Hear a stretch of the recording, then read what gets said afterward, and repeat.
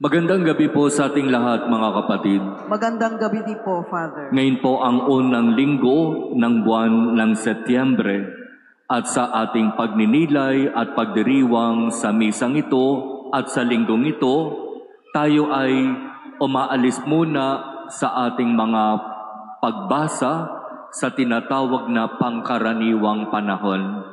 Espesyal ang linggong ito sapagkat itinalaga ng Catholic Bishops' Conference of the Philippines ang first Sunday of September bilang Sunday of the Care for Creation. Linggo ng pagpapahalaga at pangangalaga sa nilikha.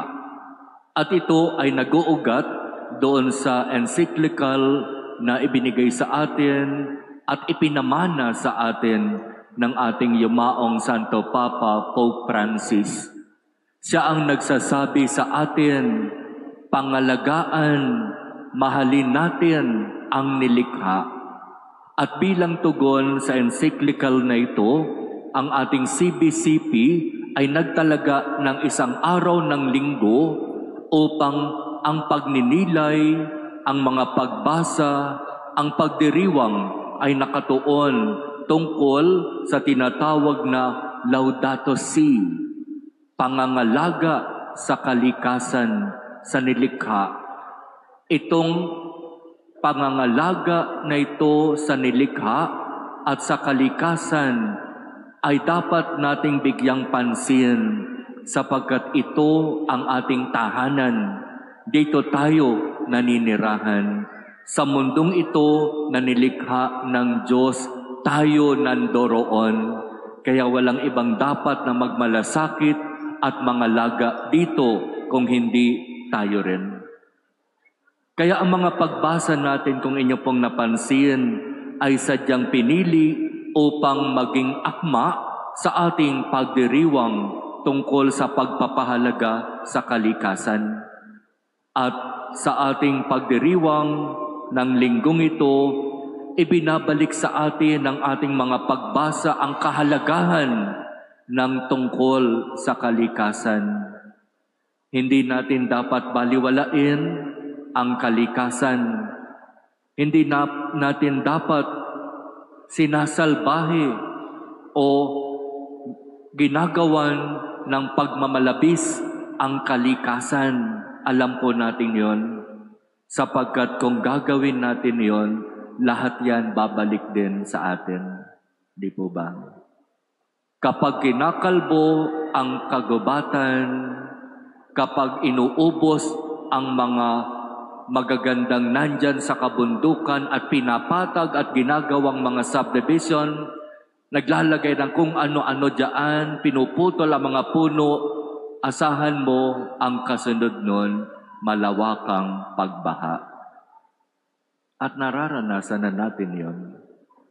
Nangyayari na yon sa atin. Kaya nga sabi ng ating simbahan, maglaan tayo ng isang araw ng linggo, first Sunday of September, para sa pagninilay at kamalayan sa kahalagahan ng nilikha at ng lahat ng bagay sa mundong ito.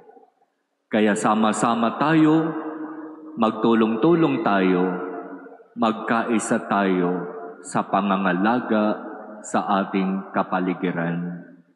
Huwag nating hayaan na may mga iilang tao na silang makikinabang at magpapayaman sa kung ano ang kanilang nakukuha sa ating mga likas na yaman.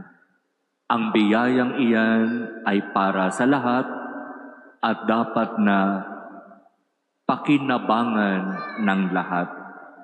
Kaya ipanalangin natin ngayon sa ating banal na misa na ipagkaloob nawa ng Diyos sa atin ang kaisipan na tunay na magpapahalaga sa kalikasan. At ang kaisipan na yan ay huwag lamang manatili sa isip, kung hindi maging mga instrumento tayo ng Diyos para maging tagapangalaga, tagapagbantay tagapag-ingat ng kalikasan.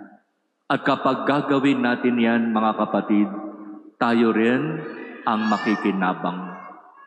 Tayo rin ang magkakaroon ng isang maayos, mapayapa at masaganang kapaligiran.